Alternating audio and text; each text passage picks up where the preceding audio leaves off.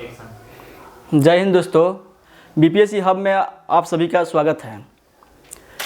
हम इसके पहले बीपीएससी हब में सूर्य डायनेस्टी पढ़ाए थे, सूर्यवंश, जिसमें शेरशाह सूरी का बारे में, उसके युद्ध और उसके परिचय के बारे में बताए थे। और आज जो पढ़ाने जा रहे हैं वो शेरशाह सूरी के सुधार, यानी शेरशाह सूरी महान कैसे बना, इसके बारे में पढ़ाने जा रहे हैं। तो मेरा पहला वीडियो उसको देख लीजिएगा, तभी इस वीडियो को समझ में सही से आएगा। इसलिए पार्ट 1 वीडियो को देखना नहीं भूलिएगा और इसको सब्सक्राइब कीजिएगा। इसलिए आज जो पढ़ाने जा रहे हैं वह शेरशाह सूरी महान, यानी कि शेरशाह सूरी महान कैसे बना। और भारतीय इतिहास में इसको महान शासकों में गिना जाता है, क्योंकि इन्होंने जो सुधार किया और इन्होंने जो कुछ दिया, इसके आधार पर इसको भारतीय शासकों में सबसे महान शासकों में इसको गिना जाता है। और ये जो शासक है शेरशाह सूरी, इसमें अशोक के गुण मौजूद हैं, वही हर्षवर्धन के गुण देखा जाए। और इसको अकबर महान का पूर्वगामी माना जाता है, क्योंकि जो इन्होंने किया उसी जो काम को आगे बढ़ाकर अकबर ने महानता हासिल किया। इसलिए आज जो है हम बढ़ाने जा रहे हैं शेरशाह सूरी के सुधार। इसलिए दोस्तों चलिए देखते हैं हम लोग शेरशाह सूरी के सुधार के बारे में।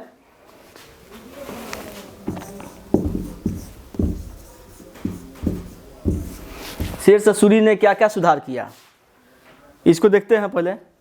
तो इन्होंने, आपको मालूम होगा कि इन्होंने आर्थिक क्षेत्र में सुधार किया, प्रशासनिक क्षेत्र में सुधार किया, फिर इसने कल्याण के कार्य किया, फिर इन्होंने स्थापत्य के क्षेत्र में बहुत सारे इनका देन है। तो इस सभी को हमको देखना है। तो सबसे पहले हम देखते हैं इनको आर्थिक क्षेत्र को देखते हैं। पहले इनको हम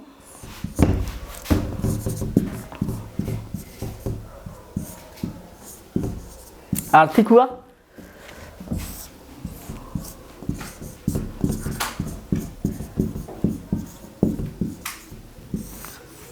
प्रशासनिक है, आर्थिक प्रशासनिक,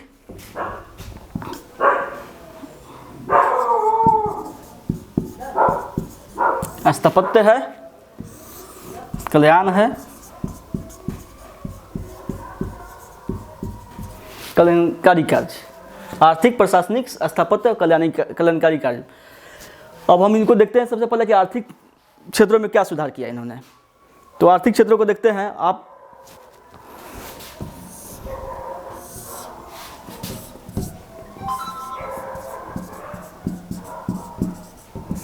आर्थिक क्षेत्र में इन्होंने भू राजस्व क्षेत्र में क्या सुधार किया।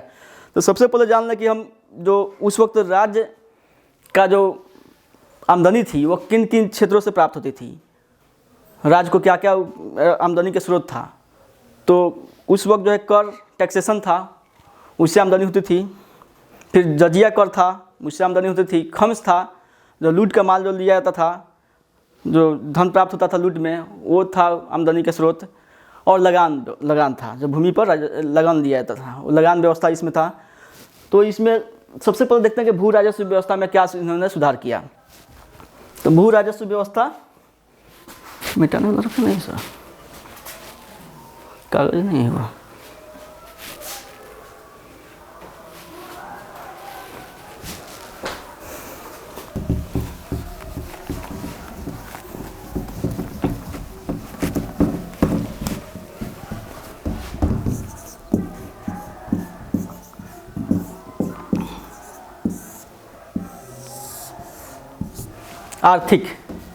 आर्थिक में आइए को भू राजस्व।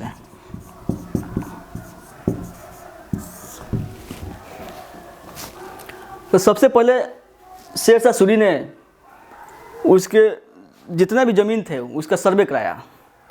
और सर्वे कराने के बाद उस भूमि को 3 भागों में बांट दिया। उपज के आधार पर वो सर्वे कराया, भूमि का विभाजन किया।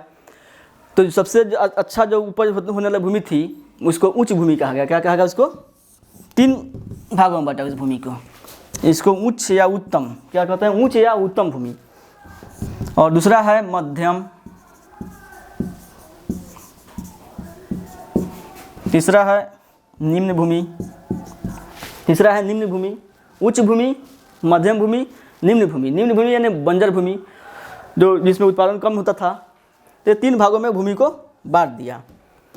और जो ये उच्च भूमि था, जो उत्तम क्वालिटी का था, जो सबसे अधिक उत्पादन देता था, और इसने सबसे पहले क्या किया कि भूमि का सर्वेक्षण कराया और भूमि रैयतवारी व्यवस्था शुरू किया, यानी कि किसानों को भूमि क्या क्या हस्तगत कर दिया, यानी कि रैयतों को डायरेक्ट दे दिया। बीच वाली जो व्यवस्था थी, बिचौलिया व्यवस्था जो पहले से आ रही थी, जागीरदारी व्यवस्था, उसको ख़त्म कर दिया, क्योंकि वो बिचौलिया क्या करते थे, अधिक से अधिक उनको लगान लेते थे और उससे परेशानी किसानों को होती थी। इसलिए इसने क्या किया, सबसे पहले किसानों को डायरेक्ट व्यवस्था किया। यानी जो भारत में देखा जाएगा जो रैयतवारी व्यवस्था बाद में आया, वो पहले ही क्या किया, शेरशाह सूरी ने इस व्यवस्था को कायम कर चुके थे।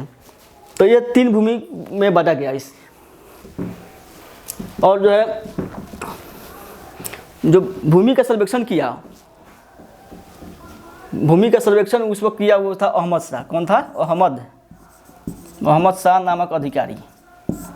पूरा भूमि के जो माप कराया शेरशाह सूरी ने, वो अहमद शाह नामक एक अधिकारी नियुक्त किए थे, जिन्होंने क्या किया कि इसको मापा। और माप का जो उस वक्त पैमाना था वो गजे सिकंदरी, या कहिए कि रस्सी की व्यवस्था थी, यानी कि ये समझिए कि सन की रस्सी। जो आज जो रस्सी जो हम लोग देखते हैं, वो अभी हमारे भी पिछले भी हमारे पीढ़ी देखिएगा तो वो रस्सी से भूमि के माप करते थे, तो वो रस्सी की व्यवस्था थी और या गज सिकंदरी की व्यवस्था थी।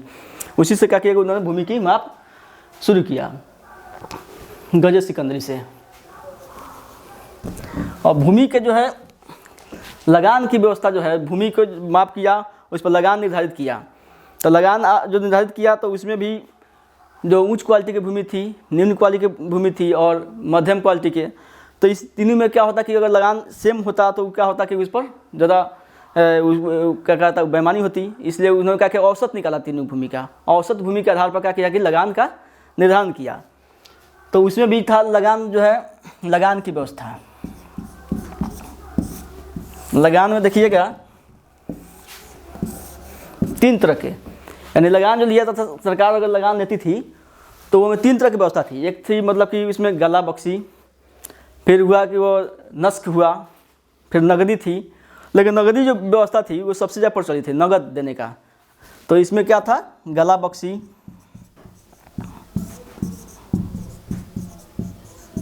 फिर नस्क है, इसके बाद है नगदी। तो पूछता है कि शेरशाह सूरी के समय सबसे अधिक लगान की कौन सी पत्ती मशहूर थी, कौन सी पत्ती चलती थी सबसे अधिक? तो नगदी थी। लेकिन इसमें भी क्या है कि गला बख्शी, तो गला बख्शी में आपको क्या करना है कि इसको भी 3 भाग है। जैसे कि खेत में ही क्या होता था, खेत को जैसे कि वो लगान निर्धारित करता था, खेत को नाप कर देता था कि जैसे मान लें कि हमारा 10 कट्ठा खेत है, तो उसका 1/3 कितना था, 1/3 मतलब कि जो 10 कट्ठा खेत में 1/3 जो होगा वो क्या होगा, वो मतलब कि सरकार की होगी। तो उसमें था गला बख्शी। गला बख्शी में खेत बटाई, खेत बटाई मैंने खेत कहीं का लगान के रूप में बांट दिया था। जैसे जितना खेत होगा उसका वो 1/3 का होगा कि वो सरकार के लिए हो जाएगी। फिर था उसमें लंक बटाई, और इसके बाद रास बटाई।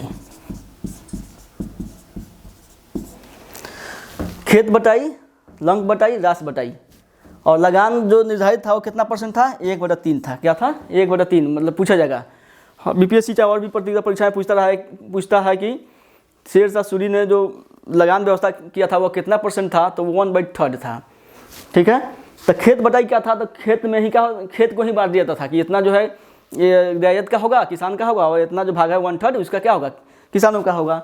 लंक बटाई में क्या था, तो लंक बटाई में था कि जैसे कि उसका अनाज निकाल दिया गया, खेत से अनाज निकाला गया, तो अनाज का क्या होता, 1/3 दे दिया था सरकार को, बाकी हिस्सा उस रैयत की होती थी। रास बटाई में था कि वो क्या करेगा कि जो अनाज होगा, अनाज को क्या होगा कि भूसा निकाल कर जो बचता है उससे उसका 1/3 दिया जाता था। तो 1/3 क्या था, भूमि की लगान की व्यवस्था थी। लेकिन क्या शेरशाह सूरी के समय पूरा भारत में एक जैसा ही मतलब कि लगान व्यवस्था था, सभी जगह एक जैसा ही लगान व्यवस्था था? तो ऐसा नहीं है, क्योंकि जो है कई जगह लगान व्यवस्था में कठिनाइयाँ आई है। तो कहीं कहीं जो पुराना जो उसका जो ट्रेडिशनल जो परंपरागत जो लगान व्यवस्था था वही चलती आ रही थी। जैसे कुछ क्षेत्र है, जैसे मुल्तान है जो आज पड़ता पाकिस्तान में, राजपूताना है, जो राजस्थान क्षेत्र में था, इस क्षेत्रों में क्या था कि लगान की व्यवस्था का दर अलग था। उसका कितना था? 1/4, याद रखिएगा। कितना था? 1/4 राजपूताना में और मुल्तान में, याद रखिएगा। मुल्तान, राजपूताना, ये दो जगह जो है ट्रेडिशनल था लगान की व्यवस्था। ठीक है, तो इसको याद रखना है। और भाई कि जो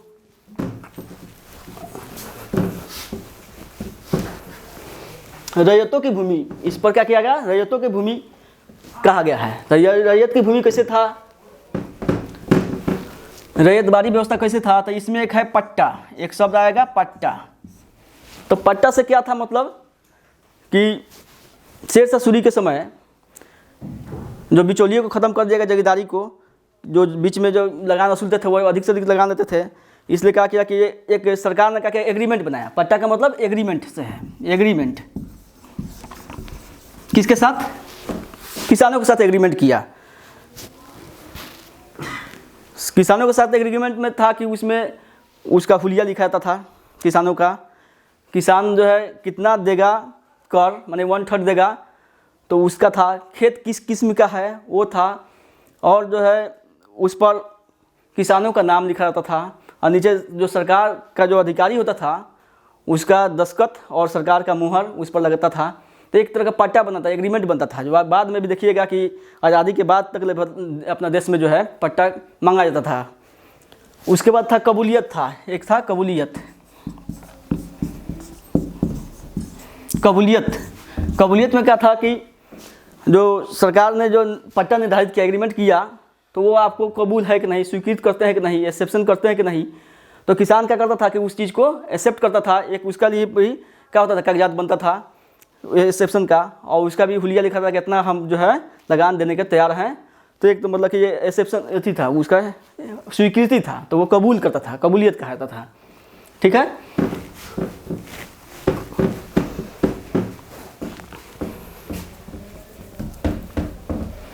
और भाई आगे की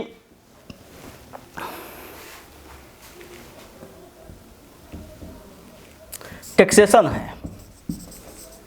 टैक्सेशन, तो टैक्स की अधिक से अधिक व्यवस्था पहले से थी। तो शेरशाह सूरी ने व्यापार वाणिज्य को अधिक से अधिक बढ़ावा देने के लिए टैक्स को क्या किया? कम कर दिया। करारोपण को क्या किया कि बहुत कम किया, ताकि क्या हो कि वाणिज्य व्यापार को प्रोत्साहन मिले। तो उसने दो जगह ही टैक्स की व्यवस्था किया।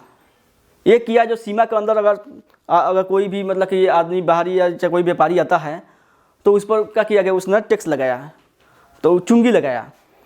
और दूसरा था कि जैसे सामान अगर बिक्री करता है, नहीं बिक्री कर, कहीं भी मार्केट में, बाज़ार में कहीं भी सामान को बिक्री करता है तो उस पर टैक्स लगाया। मात्र दो जगह ही टैक्स की व्यवस्था किया है। इससे क्या हुआ कि व्यापार क्या हुआ? काफ़ी प्रोत्साहित हुआ। ठीक है। तीसरा है इसमें इसने क्या किया कि यातायात की व्यवस्था किया। यातायात की व्यवस्था करने से क्या हुआ कि कहीं भी देश के किसी भी जगह से बहुत आसानी से क्या होगा? माल की ढुलाई होगा, व्यापार को वृद्धि होगा, आवागमन होगा। इसलिए इसने यातायात की व्यवस्था किया। इसके लिए 4 सड़कें बनाया। उसने क्या किया? 4 सड़क। सबसे मशहूर सड़क आप जानते होंगे, जीटी रोड है। क्या है? जीटी रोड, जिसको ग्रैंड ट्रंक रोड कहते हैं। तो जीटी रोड बनाया। यह बहुत बड़ा रोड है। सोनारगांव कहाँ पड़ता है? बांग्लादेश में। सोनारगांव से लेकर यह रोड जो है पेशावर तक। कहाँ तक है? पेशावर, पाकिस्तान तक। तो अभी तो पाकिस्तान से, लेकिन अभी जो है ये अमृतसर तक माना जाता है। तो सोनारगांव से लेकर पेशावर तक एक था GT road, grand trunk road. दूसरा था लाहौर से मुल्तान। तीसरा है दूसरा हुआ लाहौर से मुल्तान। तीसरा है आगरा से चित्तौड़।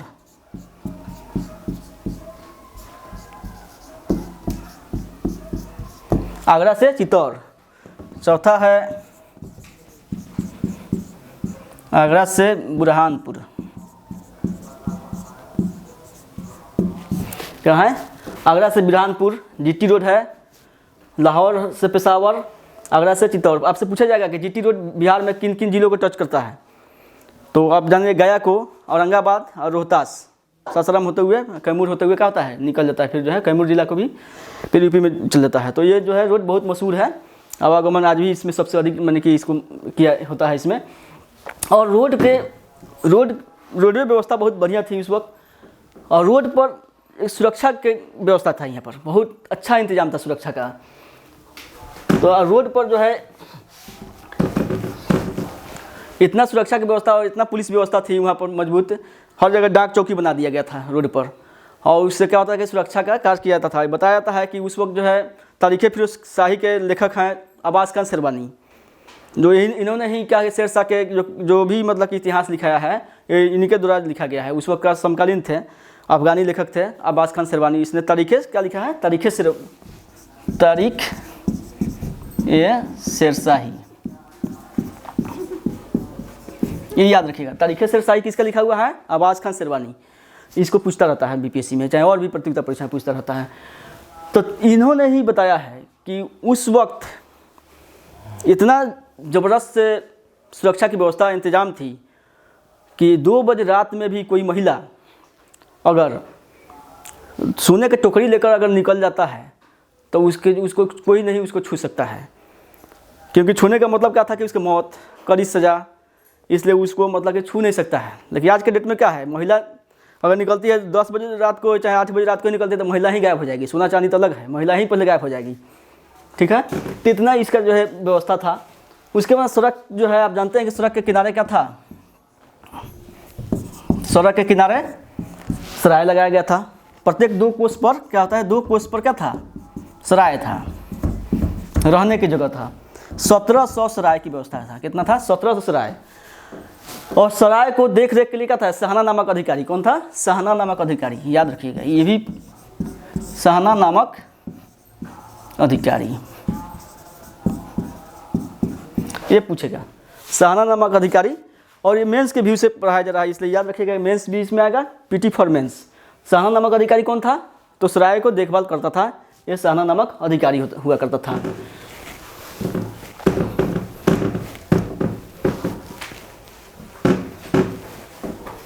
अब है मुद्रा, करेंसी। एक राष्ट्रीय शासक होने के लिए करेंसी का स्टैंडर्ड होना और राष्ट्रीयकृत होना जरूरी है, यानी कि पूरा राष्ट्र में एक जैसा क्या हो, करेंसी की व्यवस्था हो, तो ये बहुत जरूरी है। तो शेरशाह ने भी क्या किया, वैसा ही किया, एक राष्ट्रीयकृत व्यवस्था किया करेंसी का, स्टैंडर्ड करेंसी का पूरा राज्य देश के लिए। उसने क्या किया कि रुपया चलाया, क्या चलाया, रुपया।